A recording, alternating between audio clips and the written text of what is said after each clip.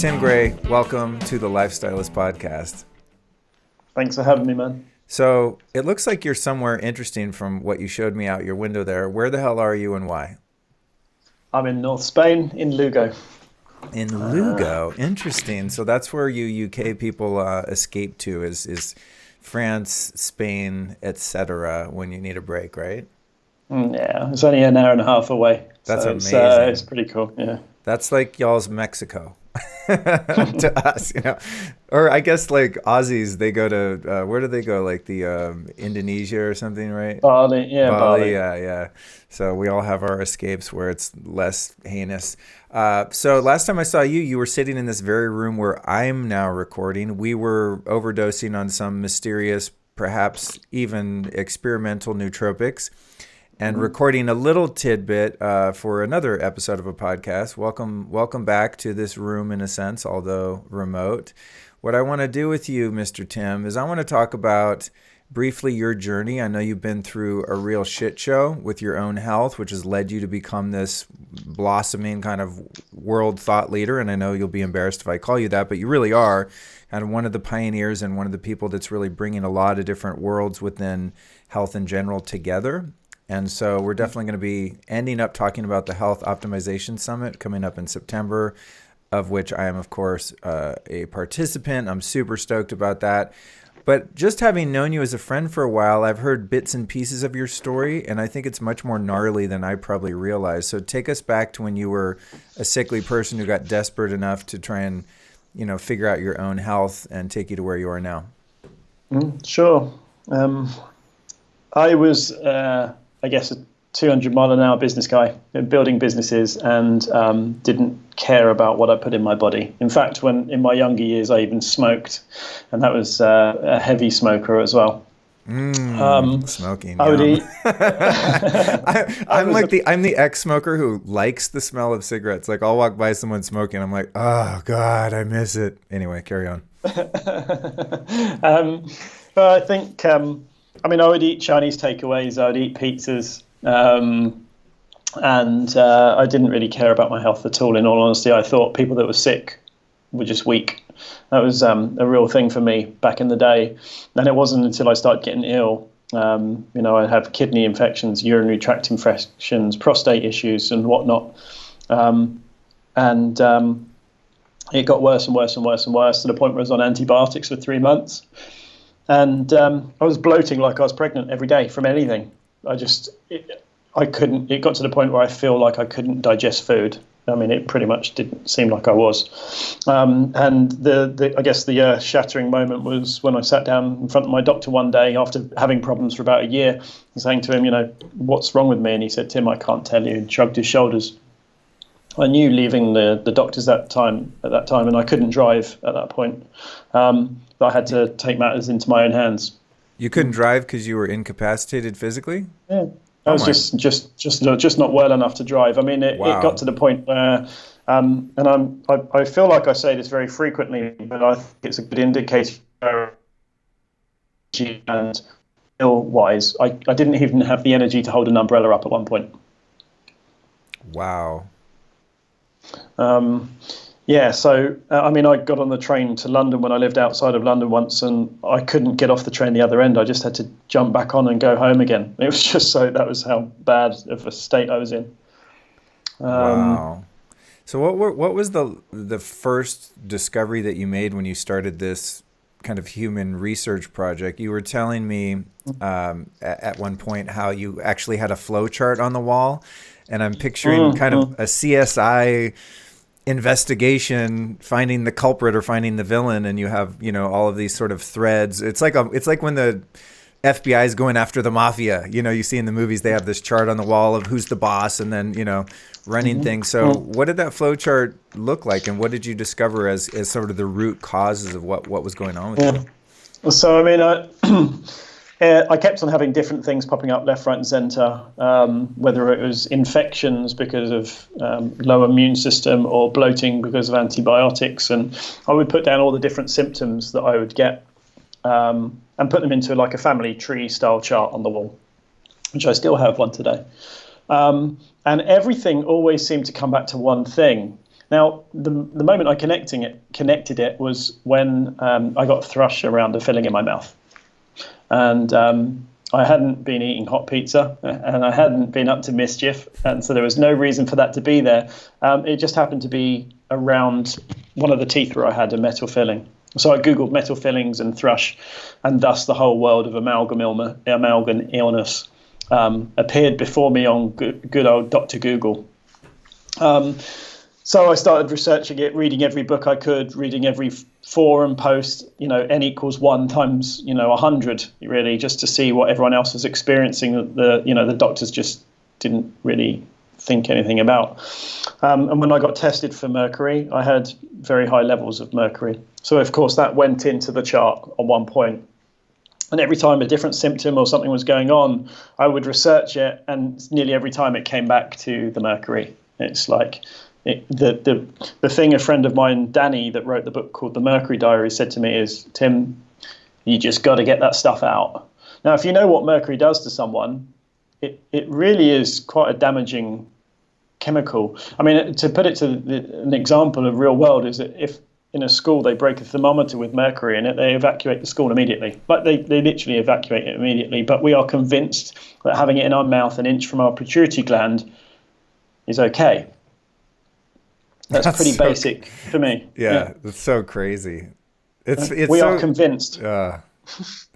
I appreciate I know, you. right? I appreciate you touching on that, because I feel like, based on the members of the Facebook group for the podcast and my interactions with the audience, I think most of them are pretty aware of some of the bigger issues that we face, like having metal in your mouth that poisons you. But it's good to cover these things, I think, because a lot of people in the general public are not red-pilled yet and are just kind of, well, I went to the dentist. He's got to know. He has a lab coat on.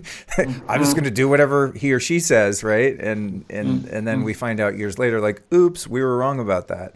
It's like when you look back at old posters for tobacco companies and it's a doctor smoking. And I even remember being a little kid and going to the doctor's office and the post office and maybe not a library, but definitely on airplanes, and everyone smoked. And it was, this is like in the 70s. I think by then we knew it was bad for you. But in the 50s, there was all this propaganda by big tobacco to say that it was actually good for you, right? Mm-hmm. So metal fillings, Wi-Fi, 5G, all these things now that are ubiquitous, spraying our food with poison called pesticides, etc. These are just common practices, and at some point in the future, we're going to look back, no doubt, right, and go, oh my God, what were we thinking? Can you believe we used to put the most toxic substance below the radioactive substances in our mouth? And that's really how toxic mercury is. I believe it's the most toxic non-radioactive substance on the planet. So you have like above that you have plutonium and whatever the radioactive stuff is, but then right under that, mercury is the number one poison. It's just insane. Yeah, and yet we're convinced it's safe in our mouths. And how did you go about, when you finally figured that out, how did you go about getting it out? Because I think a lot of people probably make the mistake of not having it removed properly and then, actually becoming more toxic. Well, my initial reaction when I saw it was mercury toxic, I was like, holy shit. I rang up my dentist and said, I'm going to get this metal out of my mouth. And the receptionist put me through to the dentist, and she said, there's no proof or anything that it's bad for you. And I went, I want it out. And she said, well, I can only take it out if there's something wrong with the teeth. And that's the rules. And so I said, right, book me in. I'm getting them out because they're all aching. So anyway, so by around that time, I started researching removal of metal fillings, and it turned out that you need to have them taken out safely by a holistic dentist, where they put a rubber dam around the tooth, they extract it with a air machine so that you don't, so no one else is breathing the vapors and you're not breathing them in too, because that can actually make you a lot more mercury toxic. You're breathing in mercury vapor, like crazy amounts. So I cancelled that appointment and booked into a holistic dentist, and had some of them taken out. And I had them all taken out over a period of time. I had to give various reasons for each tooth to be taken out because they're not allowed to take them out, but eventually they came out. And I read a book called The Mercury Diaries, which he's fast become a friend of mine for many years now, Danny, who wrote the book The Mercury Diaries. And it's about one guy's journey where he had so many deficiencies, so many immune issues and basically allergies as well, that he could only eat salad. At his illest, he could only eat literally lettuce and cucumber. And figuring out mercury chelation, liver flushes, adrenal support, etc., etc., etc. And this one guy's journey taught me a lot of this stuff, and before finding out what biohacking was.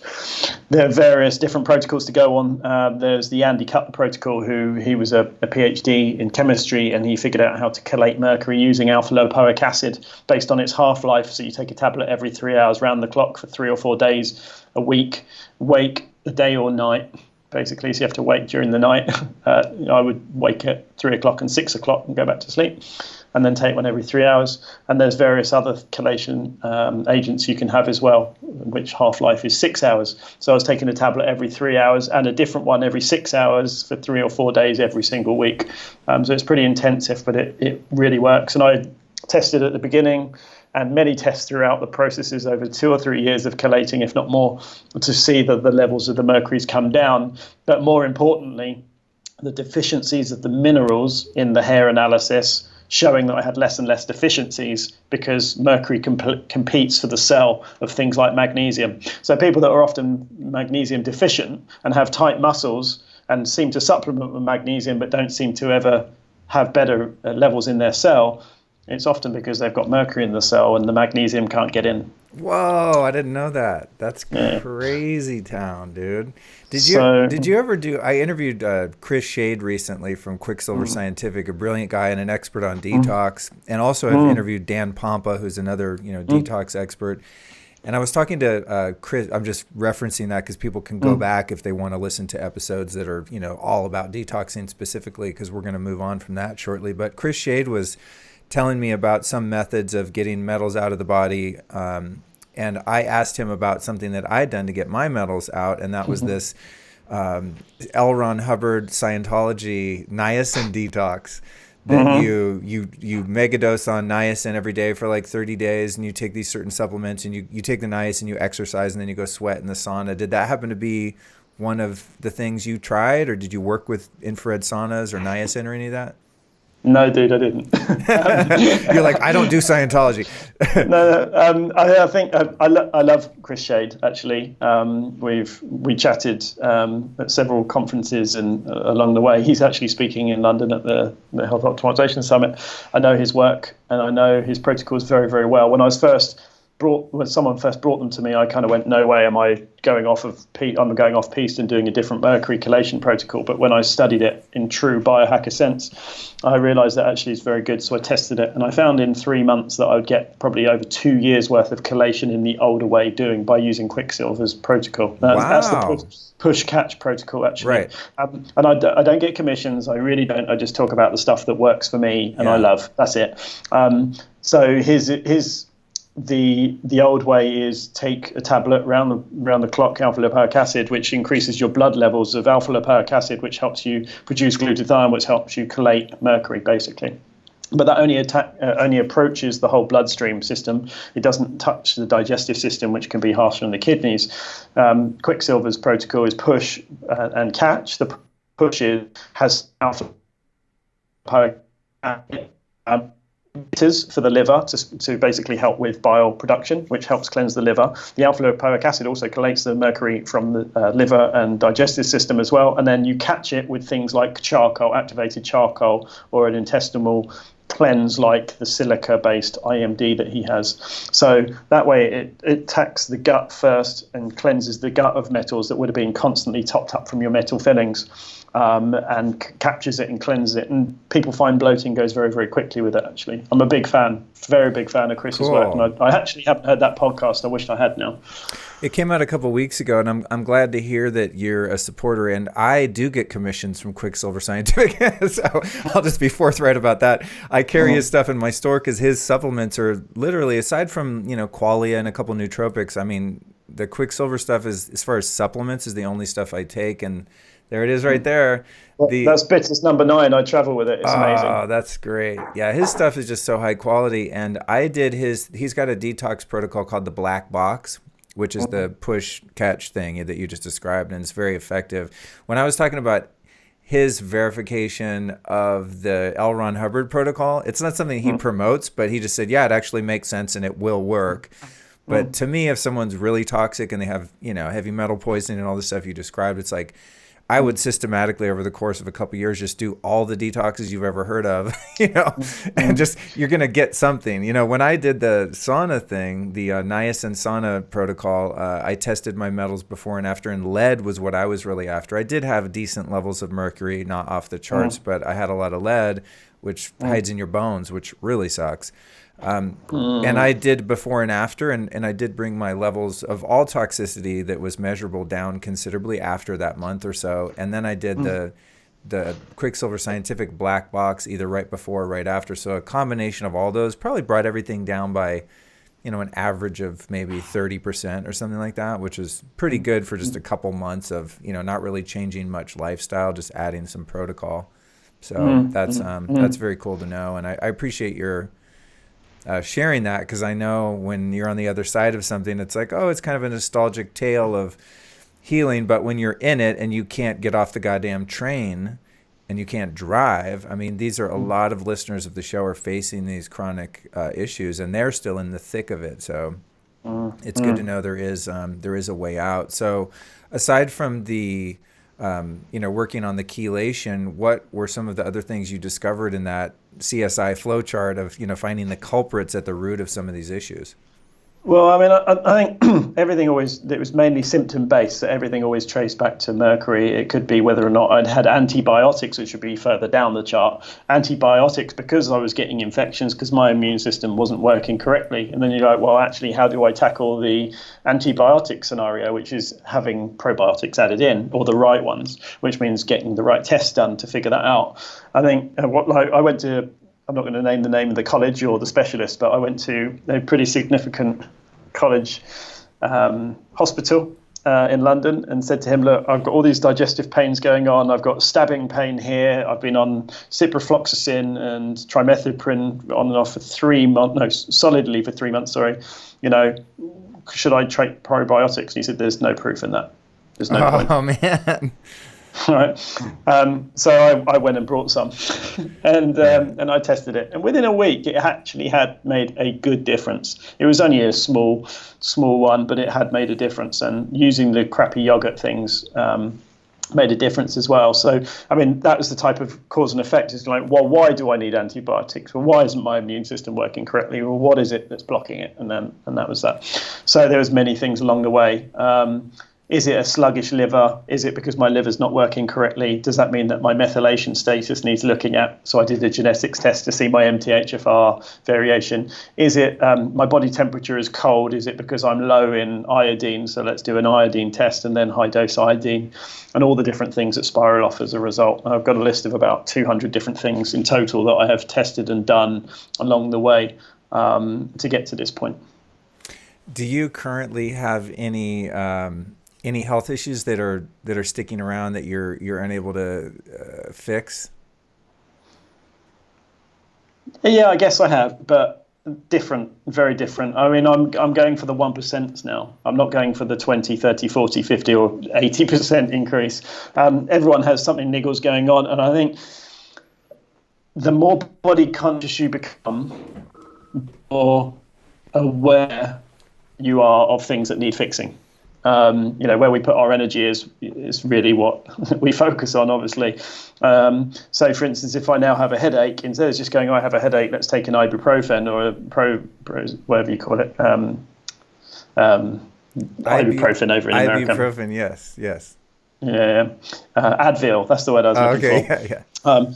Instead of just going, why have I, let's just take something. I'm like, well, why have I got a headache? Is it because I'm dehydrated? Have I eaten properly today? Has the water I've had had some crap in it?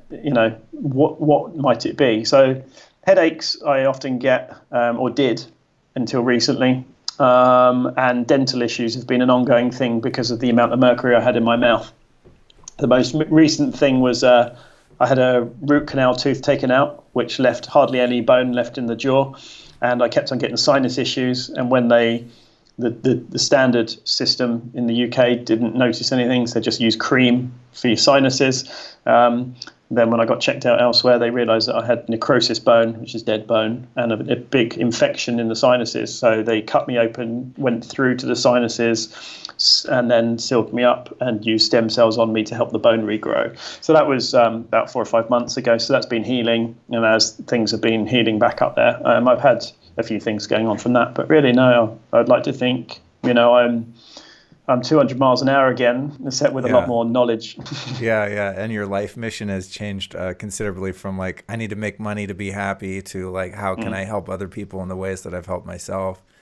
So I want to talk about, there's this fine line between you're having a mental health issue, a physical health issue, right? A spiritual void in one's life, etc. You find yourself at a bottom.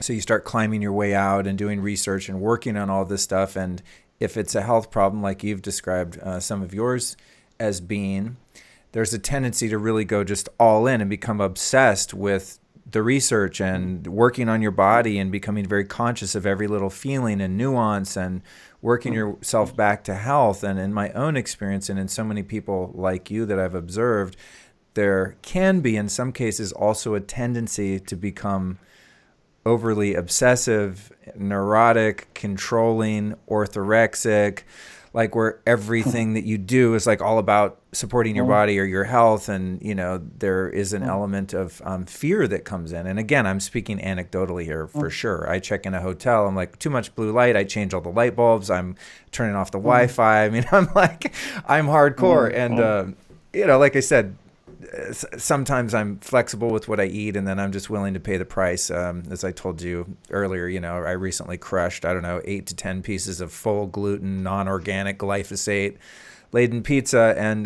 it was delicious, and it was a great high. And then I was, having issues for the next 4 days or so, and maybe even longer than that, of just pain in my body, my joints all hurt, and all this stuff. And I was like, what's wrong with me? I need a chiropractor. No, I ate gluten and glyphosate. So I try to give myself some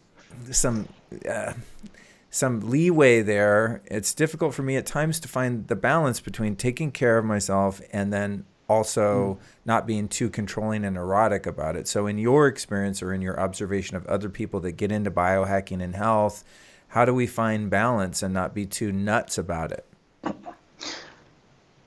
Very good question. I'm gonna dive around this a little bit. I believe, and I'm an all-in, trust me, 100%. And a lot of us in this space are all in or nothing types, especially in biohacking or in pickup or any of these things. Okay, but there is a process that we go through before we woke. We don't realize that we have something going on, and we just take another tablet. We carry it on in the system until the threshold goes, actually, something really needs changing here. Like we wake up and we go, this is causing me more hassle. Now I need to work on it. So we then become body conscious, very body conscious. And every single little twitch, every single thing will mean something else, much bigger picture. But after a while, your fight or flight comes off, and when you do actually go back over a threshold of becoming better again. And this is when you start eating pizza, for instance. You go, actually, I felt a lot better for a longer period of time than I'm used to. I can relax a little bit. And you test it. You recalibrate. Sometimes it catches you out, like eating 800 pieces of pizza full of gluten and everything. But other times you are just okay. And then you know that you can add something back in. So after a period of time of adding things back in or relaxing a little bit, you then aren't so body conscious again until it tips over that threshold. So a slight side tangent is when I was into pickup, thank you very much, Neil Strauss. So I know he's a friend of yours, but the point is that when I met people on that journey in my previous life, there were people that were all in, 100%. They would obsess over it. And they would get so stuck in the detail and so stuck in that world, they would never come out the other side. But the ones that got into it, learnt this stuff, took the meanings from it, and then relaxed, were the ones that would flourish and do very well. And I find it's exactly the same in biohacking, exactly the same. So the people that get in, they focus down, they give it all their energy, they do everything they can to really understand this, and then they let go a little bit, but with a set of rules that guide them. And I find people that often obsess and don't let go often, and this is a lot of data to go by, probably, well over 100 people, often they're quite high in metals, in mercury specifically, funnily enough, when they do become quite obsessive, because they are quite focal people and they do go all in, and anxiety and hormone issues and all these other things going in line with it. So my answer is, after a while, you chill out, and on many things you have chilled out, but other things you haven't. And you'll learn over a period of time where you don't have health issues from doing something, that you can add it back in. And then that's about you as a person, not about all the media and all the stuff that's publicized out there. Imagine you live next to a 5G tower, for instance, again, and you were there for 2 years. You didn't even realize. You went, actually, I've been perfect. There's nothing going on here. For me, perfectly, n equals 1, there's nothing wrong with it for me. I'm all right. Well, you would let go a little bit. But when it's like, oh, wow, this is big and scary, we don't know what it does to us, we can't. So that's the point of letting go. And I think that, sometimes it's a coping mechanism for us to focus, get our head down and not let anything else bother us. That means that we can learn this stuff. That means that we can then progress. But if we don't, we might take it too lightly and not do anything about it. That's my answer to that. But it's important. Oh, that's great. That's really, really well stated and good to hear. And I think so many of the listeners will appreciate that perspective, because it is sometimes difficult to find a balance. It's like, I always go back to the Matrix. It's just such a great metaphor for so many types of awakenings, right? And I think once someone's red pilled and they realize, wow, there's mercury in my mouth, that's why I'm sick. There's mercury in vaccines, that's why my kid's sick, etc. That it's difficult to go back to sleep and just pretend like you didn't know that. Like once you know, and you can't unknow. So then it's a matter of, how do you still operate in the world and go enjoy a vacation in Spain like you are without freaking out because there's probably EMFs in the environment or something like that. It's like, it's, I think, a really good map that you just gave, is that you need that intensity, that obsession, and that focus in the beginning, and then over time you can kind of learn to relax and live your life. And then when you hit the edges or the parameter of the confines of what makes you feel good and what doesn't, then you kind of learn as you go. And there are certain non-negotiables, and there are certain things you can bend on here and there. Like, I think for me, I could probably bend on seeing a blue light every once in a while after dark. You know what I mean? It's like, that's something I'm very disciplined about. But then there's like, the dog got sick last night and I had to turn on a flashlight, and it's just like, I felt myself get in fear about, oh, blue light. And I was like, oh, the fear is worse than just turning on the stupid flashlight for 10 minutes. Like, it's okay, Luke. I'm kind of talking to myself. So I think it's important yeah, go ahead. That's really, really important point. Exactly right. What you said is like, actually, what is the impact of this blue light on my eyes for 2 seconds? Sure, it might shut down melatonin, but what will that do for my sleep, and what will that do for my day tomorrow? Probably not a lot. Okay, let go of it, mate, and move on. Just to round off on that last point was, imagine if we didn't get that obsessive at the beginning and we just were relaxed and we didn't even read one single article. Would we ever fix anything? No. Right. Right. See? Yeah, exactly. And that's kind of the middle ground there, where you have awareness, but you don't live in fear. I think that's the sweet spot. If we can find that, where, okay, so maybe my environment's not ideal, what I'm eating today is not ideal, but the fear and the anxiety about it is probably worse for me. Being adrenalized, right? Having just adrenaline and cortisol. Oh my God, I'm getting hurt. I'm hurt. Fear. That's probably worse for you than just going, you know what? I'm going to have the MSG in my Thai food today because it's delicious or whatever, Although that would probably be a non-negotiable for me. But I'm trying to think of something that, you're knowingly going, this is really bad, but I'm going to do it anyway because it feels good. So what then would your definition of biohacking be at this point? It's a hot buzzword that, Dave Asprey made popular years ago. We used to be just called health nuts when I got into this stuff 20 plus years ago. You only shopped at the health food store. You did colonics, herbalism, make your own kombucha, do infrared saunas, enemas, all the stuff that was kind of big in the 90s going into the 2000s. And then as the technology advanced and functional medicine advanced, we now have this kind of worldwide trend, which is awesome, an awesome trend and phenomenon called biohacking. What does that term mean to you in your own life, and where do you see it going moving forward? Amazing question. Biohacking is a very cool word. And for a certain mindset or set of industries, it means a lot. Hacking, obviously, like computer hacking, is the mindset of techie, which brings that type of audience in. Bio, obviously, biology. I think the bigger meaning can be taken several ways, and there are people that are into transhumanism, which are chip implants and things like that, and becoming a cyborg. Not my thing. Not my thing.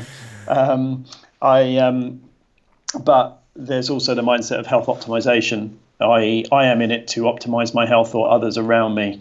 And I think one of the key takeaways from everything that we do, and I really enjoy this line, is we are mimicking a natural environment in an unnatural world by doing any of these things that we're doing. Like, for instance, blue light.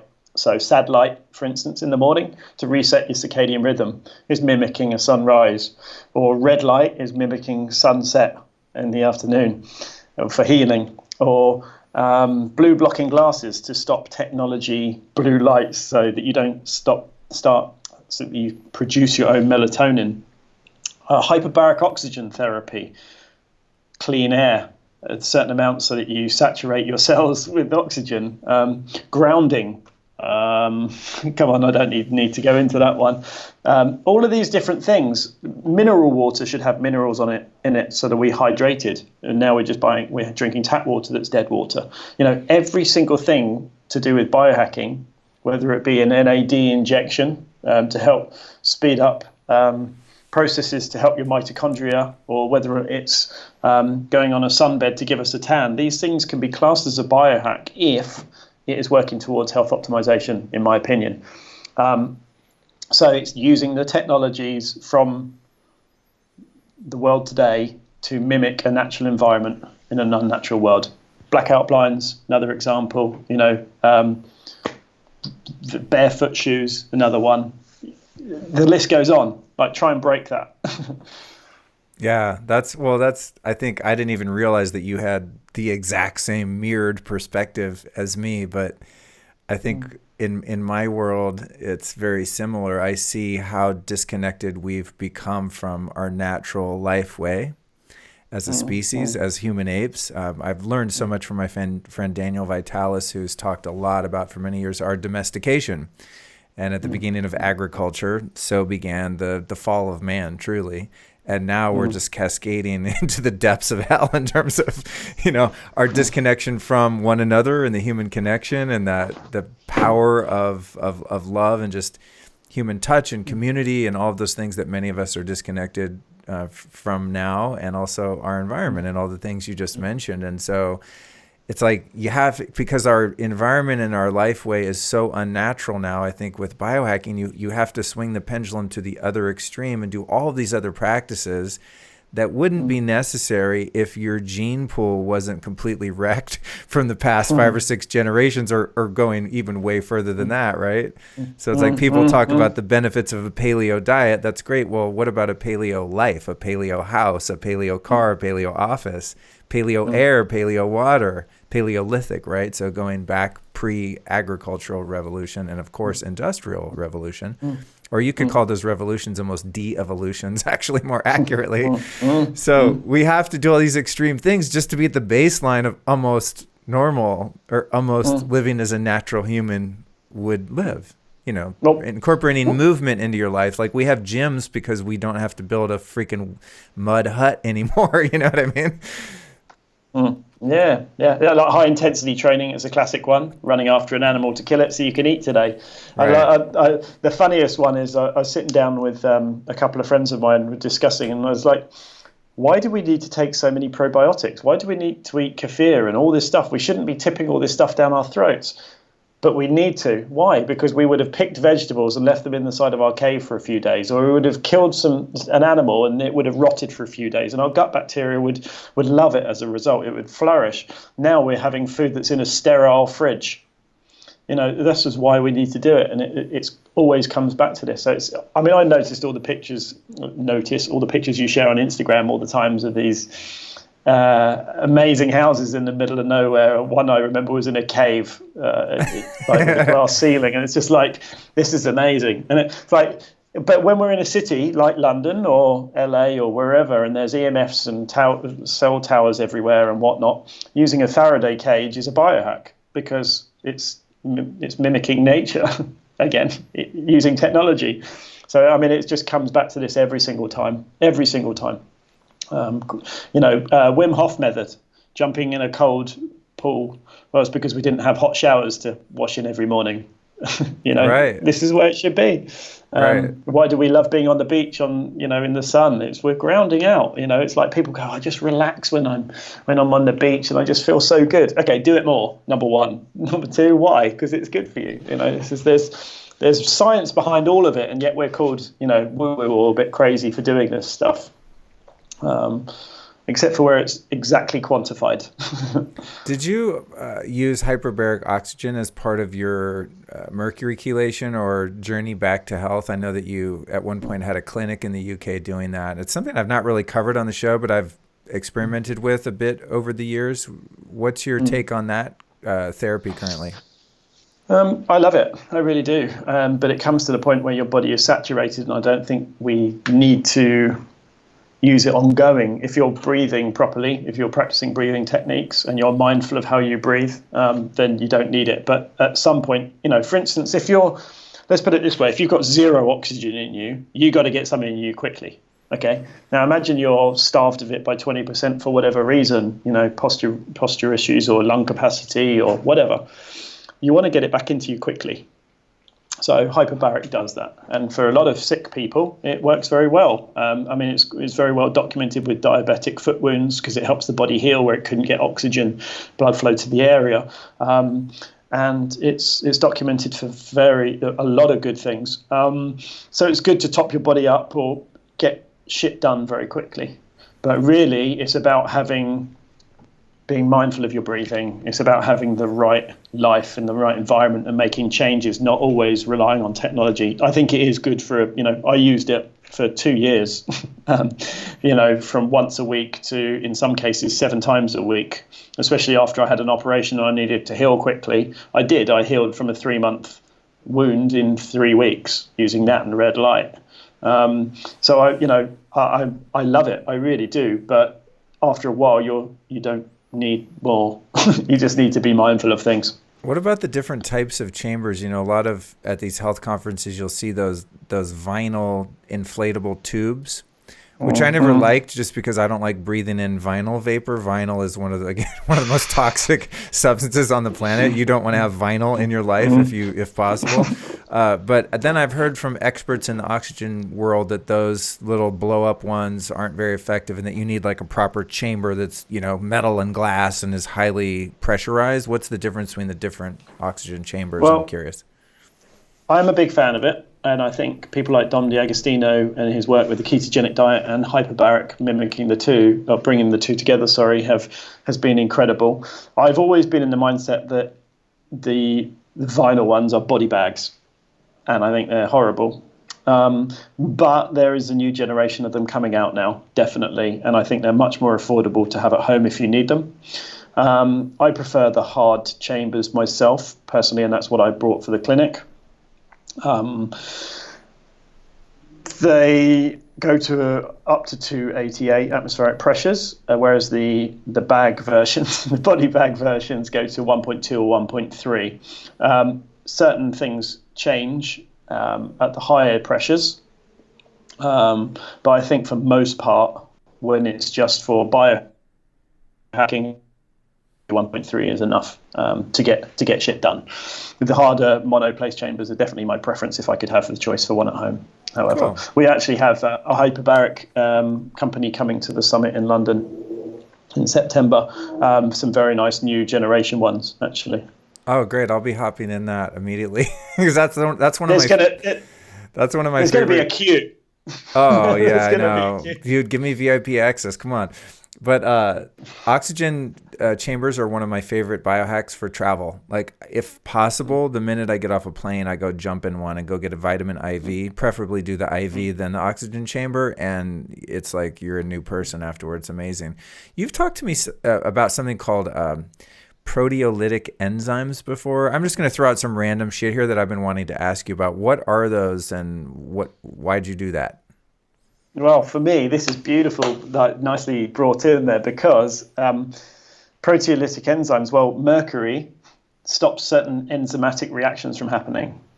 So it's theory based for me, but on my chart, it was, I'm not breaking things down. Like, I've always been deficient in certain amino acids, like as far back as I've been testing myself, and I could never figure out why. So when I went for IV therapy and had certain amino acids, I would have such mental clarity and such good energy, and I could never figure out why. And it wasn't until recently I read something about a cyst being broken down by a proteolytic enzyme, and they said about a podcast that Dave did on the Bulletproof Radio about proteolytic enzymes.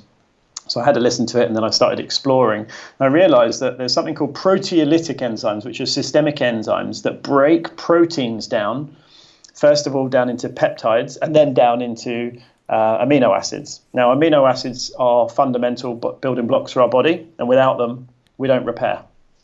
They make pretty much every process happen. Now, if we have pancreas problems, or if we don't chew our food properly, or if we're eating processed food low in enzymes, or one of many other things, having mercury fillings, for instance, amalgam fillings rather, then we won't be having the right enzymes to break down the food that we are eating, the protein, into the amino acids. So therefore our body won't heal properly. So by adding in proteolytic enzymes, can I say that word many more times? I found very, very quickly, and I started on one a day on an empty stomach, 2, 4, 5, 10 twice a day, and then added it in with food as well, that my mental clarity is incredible, as good as I got from having hyperbaric oxygen therapy and as good as being on the ketogenic diet, telling me that my body was being fueled like it hadn't been for a long time. My healing, like if I cut myself, that sped up significantly. And I've recently read for an Instagram post that I'm working on, actually, and I've been researching it in much deeper levels, but I've heard that because of the enzymes, it's actually people that have gone grey are actually deficient in certain enzymes, so it can actually help reverse grey hair. So proteolytic enzymes, when taken systemically on an empty stomach, means that it goes to work in all the nooks and the crannies systemically throughout your body. But if you take them with food, it breaks down the food that you've got in your gut. So taking them on an empty stomach is absolutely key to the whole process. So yeah, they are amazing. I don't need to hydrate as much. I'm getting the minerals and nutrients from my food better. My mental clarity is up. My energy is up.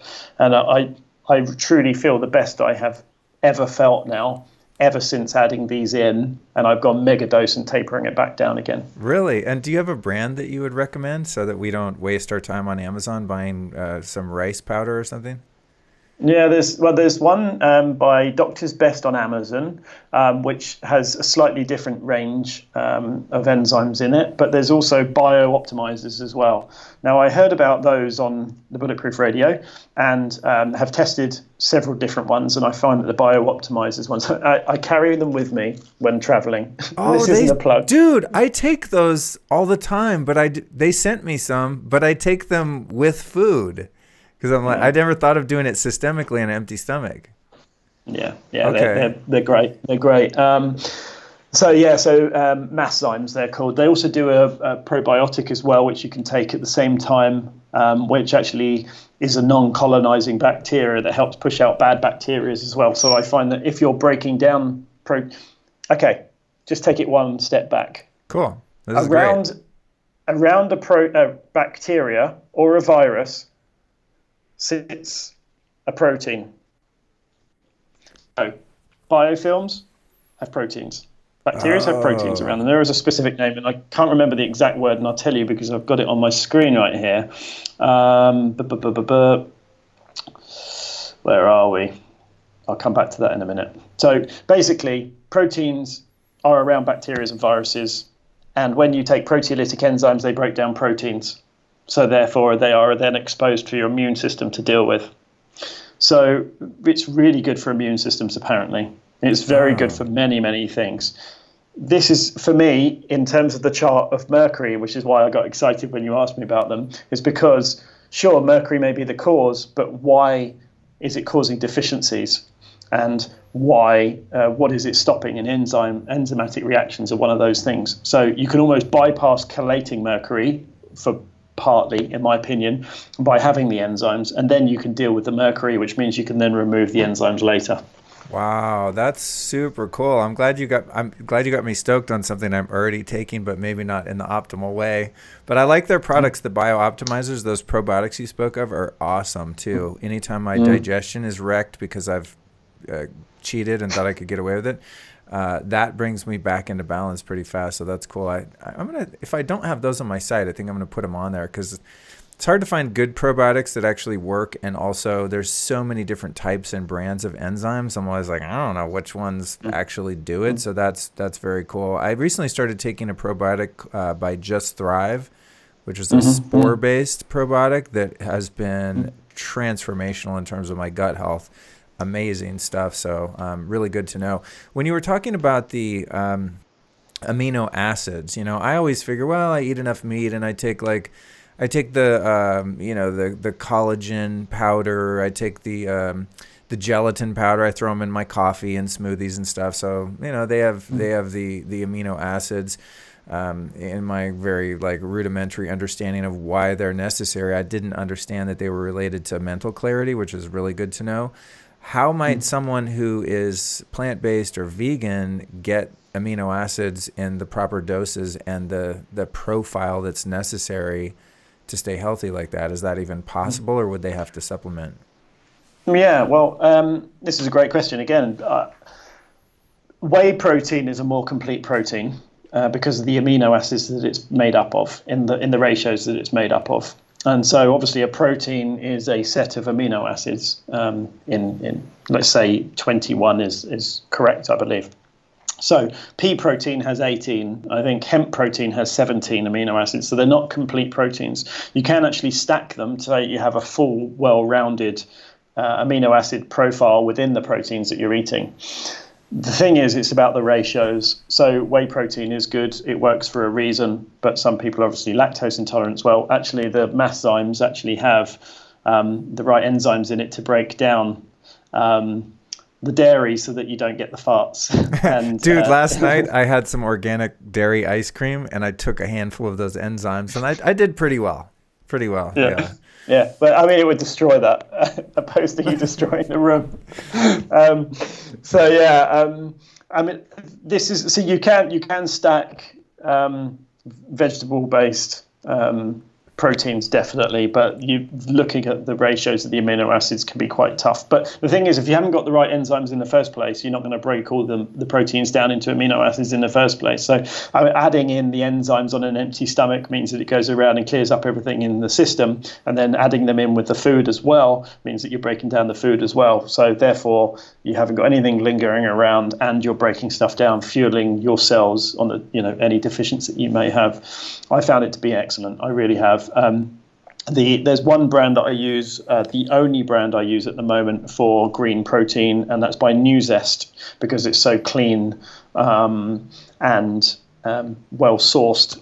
That's the only one that I can recommend, the only one that I've actually tested. I know there's many other good ones out there though. Hey, have you ever heard of this enzyme called serrapeptase? I think it's made by a silkworm or something like that. Have you ever experimented with that? Yeah, I have. Yeah. So that's in the Doctor's Best proteolytic enzyme that I mentioned. No, so that from memory, it's the very bottom one on the label as well. It's the one that when I spoke to Masszymes the other week, it's actually missing from this. When I spoke to them, because they've got Amazyme in here, which is a proprietary blend, which they don't list what enzyme it is. It might have serrapeptase in it. Who knows? I've actually asked them to find out and tell me, and if not, add it in. Right. Because I was experimenting years ago with serapeptase to rid myself of scar tissue based on some research, and the best way that I found to administer it was actually doing rectal implants of it. So I'd like stir up a big well, not a big, but stir up like a glass of water with a bunch of the serapeptase. It's really expensive though. I'd empty out 20 of those serapeptase capsules, and then I don't want to go into the gory details, but found a way to in a sterile, not too disgusting way, get it inside of the other end. The idea there that you have mucous membrane. Anything you take rectally doesn't have to go through your digestive system, and the idea there was some enzymes. And I'd like to do more research on this. It's just one of the fads that I caught on for a while and did. One of the less fun ones, clearly. But the idea there is when you take enzymes in through your digestive tract, especially the serapeptase, which is, I think, susceptible to the stomach acids and won't make it into your bloodstream, where it can then go work on the scar tissue, as you take it rectally because you absorb it right away. Much like Fleetwood Mac used to do with cocaine back in the 70s, from what I understand. And I'm sure many other people. But I digress. So anyway, cool. Good stuff on enzymes. You just reminded me. I want to get that guy on the show from BioOptimizers. Brilliant guy whose name I don't remember at the moment, but I want to definitely cover their products and that whole thing. Now let's do a piece before we wrap up here on nootropics and something you turned me on to called Troscriptions, which I'm assuming is a mashup of prescriptions and nootropics or something like that. Like, what can we do to get super, super smart that's like cutting edge and badass? Good question. The Troscriptions comes from the word troche, which is something you put in your mouth to dissolve, and scriptions implying that it's, of good strength and quality. The one that we're having has got methylene blue in it, which is one of the first pharmaceuticals ever made, actually, and it works on basically transporting oxygen around the body better. It works as a nootropic. It also makes your tongue really fucking blue, so it's quite a good viral effect to it. The ones that we had particularly they have a small amount of CBD in it. They have some nicotine, some caffeine, and some methylene blue. So it's all low dose nootropics with CBD to take the buffer off, so you don't get jitters because they're different nootropics or different stimulants, so you don't feel buzzy from it. It's very, very good. I find good mental clarity from it. There's a good viral effect on it as well because it looks fun having a blue tongue. And yeah, they'll be out soon, but on Instagram they're under Troscriptions. Ben Greenfield did a podcast a few months ago with the guy that was behind the formulation of it. His name's Dr. Ted Akakoso. He's a very, very smart guy. I think he's got 210 IQ. And he's definitely up there. One of 4 or 5 people on the planet with that sort of IQ. Is he going to be at the Health Optimization Summit? Sadly, he won't. Okay. But a very good friend of mine, and who is a mentee of his, is Dr. Scott Scher from San Fran. Oh, cool. He's going to be there? Yeah, he'll be speaking on hyperbaric and metabolomics, i.e. intercellular testing, which is part of the future of biohacking, in my opinion. Oh, that's awesome. I want to interview him. Yeah, that's great. And he's also, does Scott not have something to do with these methylene blue things too? Or is that a different? Yeah, he has. I think he knows them quite well. Oh, okay, cool.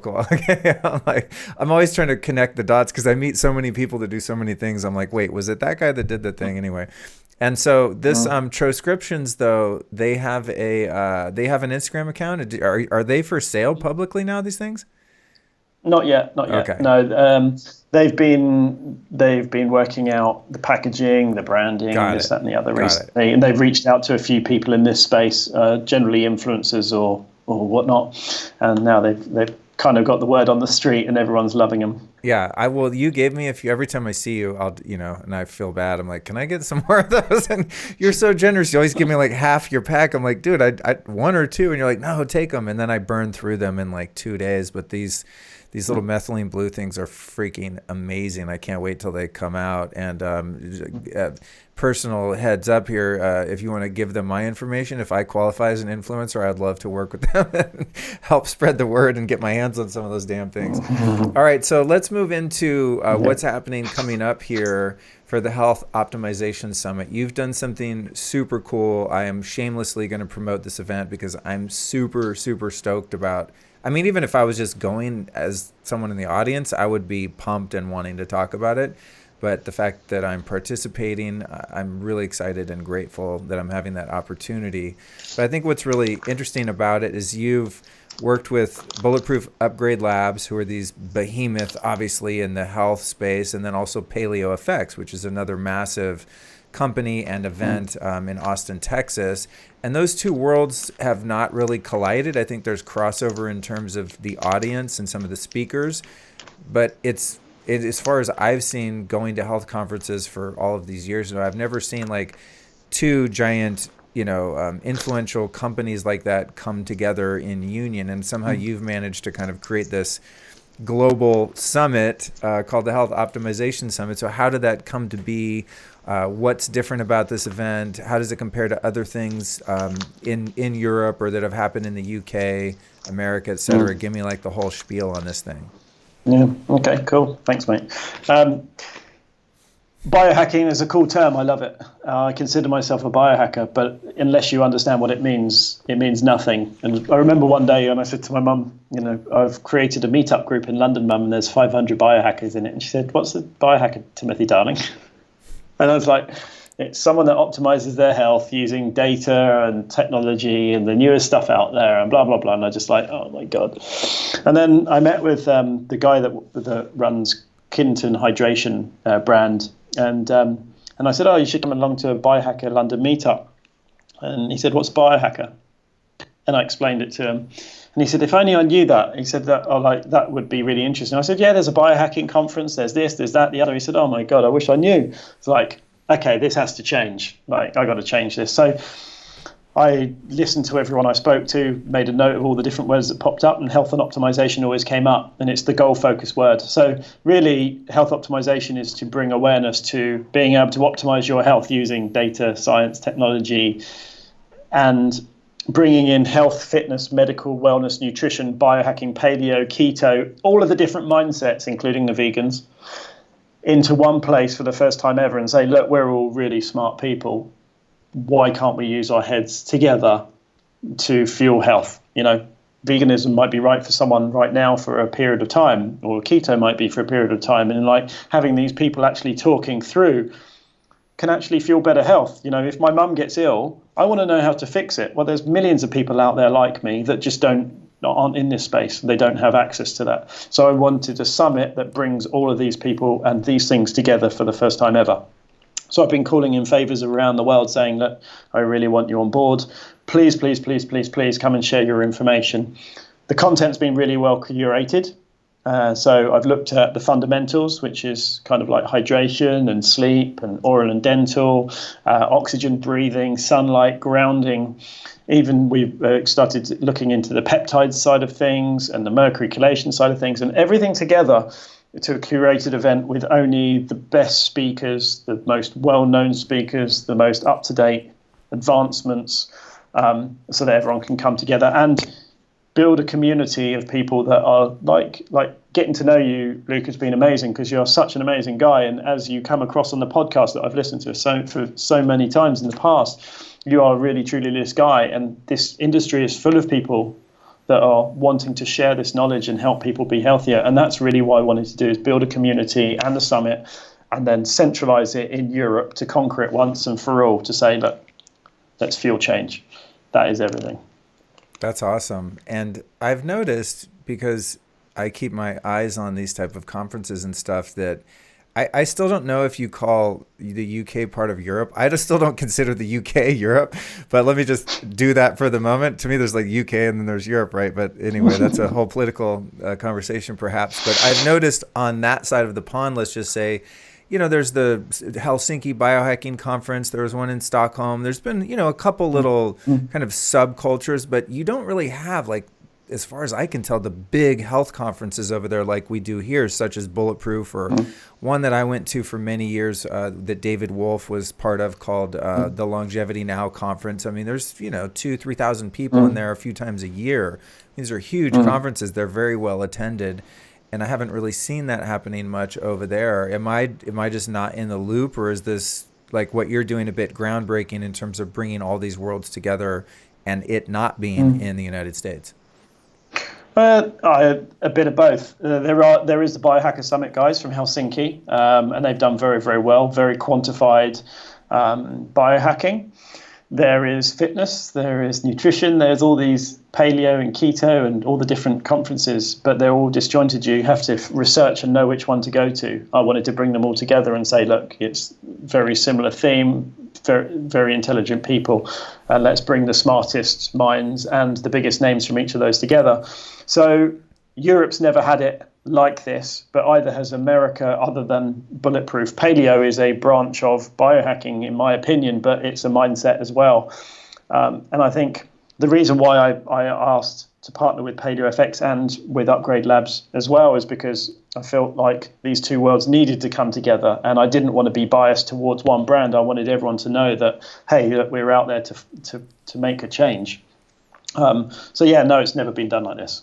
That's cool. Yeah, I think it's really healthy just in general too, in terms of community, because for some reason, and I've looked at this, it's just, I guess, part of the human psyche or the human ego, where we feel security in tribalism and having a particular point of view that we hold and are attached to, and then we tend to migrate into a group that holds that same view, and then it's an us against them dynamic, right? And so you have people that are plant-based or vegan, and they're against everyone that eats bacon, and then you have all the paleo people that live on bacon that think it's stupid to be a vegan because you're deficient in all the nutrients, etc.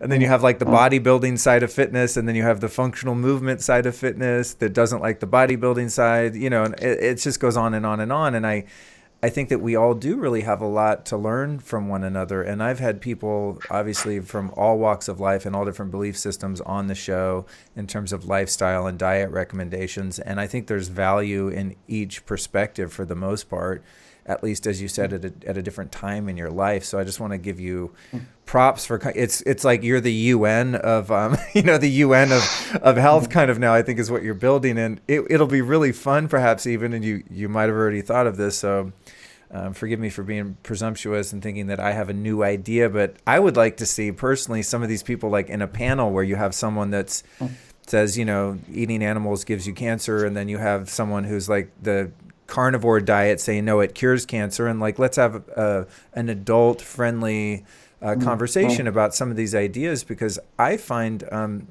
many of the things that I come across in terms of the health world are contradictory, and both sides sound really, really valid to me. My friend Matt Blackburn out here is like a big proponent of not fasting. He's gone through all these different iterations of his lifestyle choices and what he eats, but a lot of the ideas he has are in direct contradiction to, say, someone like Jack Kruse, who, when you hear him speak, he's so confident. You're just like, God, he must be right. But then there's other points of view that are seemingly well-researched that totally contradict that. And so I've kind of wanted to do podcasts where I have two people on a show that have opposing ideas and be like, you guys, show me the data, show me the science, show me why you believe what you believe. And when this guy over here says your point of view is invalid, let's talk about why. And I haven't had the opportunity to do that yet, but I think with what you're doing is really exciting, because I think people are going to be spiritually conscious enough and mentally healthy enough to be able to have those conversations without making it be a real bummer. And we can actually have some fun with it and be open-minded enough to consider others' points of view. Do you have any plans or thoughts on like kind of putting opposing ideas together and seeing who comes out, I don't want to say on top, because it's not a win-lose, but are we going to see any of that kind of dynamic, or are there just going to be single speakers? We will. Yeah? No, it's going to be a mix of both, actually. I mean, I think, just to go back, is like, what if we're wrong? This is the thing. This is why people stick to their viewpoint. What if I'm wrong? Like, for instance, you go to a doctor and you say, what's wrong with me? And he goes, well, it's this. It's like, But what we're learning now is contradictory to what you've done your whole life. He can't go, yes, okay, I've been harming people for the last 20 years. Right. What if we're wrong? Oh my God. And it's the same with the vegans or the ketos or whatever. It's like, what if we're wrong? No, this thing that we're holding on to that's going to be the magic bullet for our health. Oh, what if we're wrong? No, everything falls apart. So yesterday I read an article that was about Jeff Bezos, and he spoke at a Google closed door thing, and they said, what do you consider to be the smartest person? And he said, the person that knows he's wrong always ends up as he's right. So he goes, someone will say, I'm always open to being wrong. So therefore they go, this is what I think. Prove me wrong, prove me wrong, prove me wrong, prove me wrong, prove me wrong. Now I'm right. And the people that are most often right are the people that are most often wrong. Oh, that's brilliant, man. Right? That's brilliant. And I was like, that's what this space is. This is what it's doing. It's like, well, hang on a minute. I'm open to, I stand corrected. Please tell me if I'm wrong, because I'm open to it. Because if you have a thought, i.e. you believe veganism is correct. You don't, I know. But stay for a second. And I believe keto is correct. Well, it just means that I've had information in my ears that have told me that keto is correct. And you've heard information that tells you veganism is correct. Now, put us in the other places when we're hearing this information. Does that not make me a vegan and you a keto? Does that not mean that it's just the information we've been subjected to has given us that opinion, and therefore we formed a bias on information that's gone into our mind, opposed to going, hang on a minute, what if? Therefore, opposing views are so important, because if I listen to what you're saying and take it on board and apply it to mine, I'm twice as strong. I'm twice as able to fix my health. And this is the whole, this is the thing behind it. Be out there, hear this information, use it, abuse it, believe it, don't believe it, do what you like with it. But the point is, if it opens your eyes to a different view, you can bear it in mind. But if we don't do that, you can't. And that's exactly what this is all about. Whether there is a panel or not a panel, this is what I'm aiming. That's awesome, man. I wish people in politics and media could take that same point of view, especially now, man, in these big tech companies with the, there's a big sort of social phenomenon I've observed in the past couple of years where there's been increasing censorship of opposing views, right? So in big tech, if views oppose the general culture of the companies that are producing and selling technology, that those people are now silenced. It's really unhealthy for culture in general, speaking more globally. So at least this is a beginning, because where that ends up, as we know, is not good if you look at history. But I like what you're doing, at least in the microcosm of people that are looking to optimize their health. We can all be adult enough to sit down and have an open mind, as you said. It's a great way of putting it, where if we have erroneous beliefs or information we've picked up, the open mind is an open door that allows those old ideas to be discarded if they are proven to be invalid at some point or just not useful at our point in the journey, and then to allow new information in. I think that is the absolute key to having a healthy mind and to be emotionally intelligent also. It's just it's nice to be around people that have that type of mindset, that are malleable and teachable and flexible and have some modicum of humility, where they can admit oh yeah, I used to believe this thing strongly and I found out I was wrong, and I'm ready to admit it right now. Which for me was eating a vegetarian diet for 10 years. I eventually, I wouldn't say an advocate, but I was definitely supportive of other people following the path I was, until my health failed. And then I had to go, God, maybe I had this wrong, and I really do need bacon or whatever, Thank God. Thank God I finally got to that point. So anyway, dude, I've learned a lot from you today. Thank you for your time. Really great to see you again. I always kind of dread having to do remote interviews, but you've actually made it fun, even though I'm staring at my computer screen. So thank you for that. Who have been 3 teachers or teachings that have influenced your work and your life that our listeners might be able to go look up and also learn from? 3. I would say The Mercury Diaries is a great book by Danny Forsyth. Look that up on Amazon. It's a great book. It's a great entryway into a lot of these things without the label of biohacking, and it tells you about a really great journey. I think I've got to thank Dave Asprey because he did bring this mainstream, which is what I'm trying to do further. with the health optimization label, because without him I wouldn't have found Bulletproof Coffee, which made me realize that I could switch my brain on having a high fat diet, which got me into the ketogenic diet, etc. So I really think that Dave Asprey and what he's done, yeah. Yeah, I've got my baseball cap here as well. I've been quite the Bulletproof cheerleader now for a few years. But honestly, the same thing happened for me when I got on the Bulletproof Coffee. I mean, it sounds like such a commercial, and I don't even think I have an affiliate with them at this point because it was so complicated to do so. But when I just started drinking a fatty coffee in the morning, it changed my life. It's crazy. Just becoming fat adapted was such a big needle mover for me. Okay, so that's 2. Who's your third one? I would have to say Jack Kruse, actually. And again, taking on board some of the things he's brought to light and helped me to research further. I'm very, very thankful to him and his work. And I know you're a big advocate of Jack's work. And on a side note to that is Matt Maruka, your Millennial Edition podcast, which I constantly say is the best episode of podcast I have ever listened to, and I've listened to an awful lot. I implore anyone listening to this to listen to that 3-hour podcast. You will not be able to put it down. Trust me. I got to go back and hear that, dude, because you know what? To this day, Matt Maruka from Raw Optics, shout out to his great blue blocking eyewear. Matty was I think he was 18 or 17. I met him in New York City at an event. He's like, I want to be on your podcast. And I said, all right, give me your pitch. And he pitched me. And I thought, shit, this kid's smart. I had him on the show. This a couple years ago. Dude, to this day, he's my number 5 download out of 220 recordings or something like that. I mean, he's like literally, for a long time, he was my number 1 download. And he'd never been on a podcast, didn't have a big name, didn't have a website, had nothing, just knowledge and a great story. So thank you for giving him a shout out too. No worries. Thanks for having me, man. It's been really great, really fun. Awesome. And so where can we find you on social media? Give us the dates and details on the summit. I'm going to be there. Tons of other amazing people are going to be there. Give us all the links and all that stuff right now. Yeah, so it's 14th and 15th of September in central London. It's summit.healthoptimisation.com. That's health optimization with an S, not a Z, because we're British.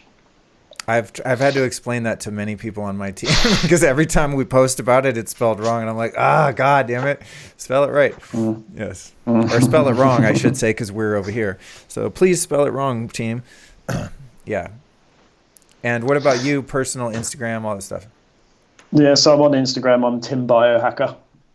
And at Health Optimization Summit is the summit that we're building as well. Awesome, man. Well, great to see you. Thank you so much for your time. And I guess next time I talk to you, it'll probably be when I get off a plane at Heathrow and end up at this conference, which I'm really excited about, dude. So thank you for putting this together. Thanks for coming on the show, and I look forward to seeing you soon. See you soon, my man. Take care.